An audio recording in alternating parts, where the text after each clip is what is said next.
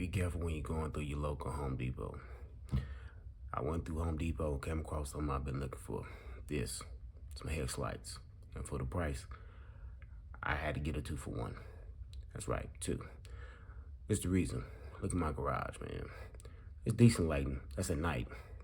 That's about as bright as you're gonna get unless I open the garage door up every time. Just doesn't work out for me well. I got a chance to make a change. That's what I did. That's what I'm gonna do. Time to put some new lights. New light. Let's see what we got in the box. Pretty simple. Got 16 tubes, a bunch of connectors.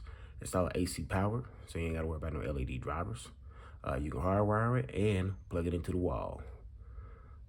Went ahead and brought those into the house and go ahead and hook those up so I can figure out what kind of design I liked, and went ahead and powered them up.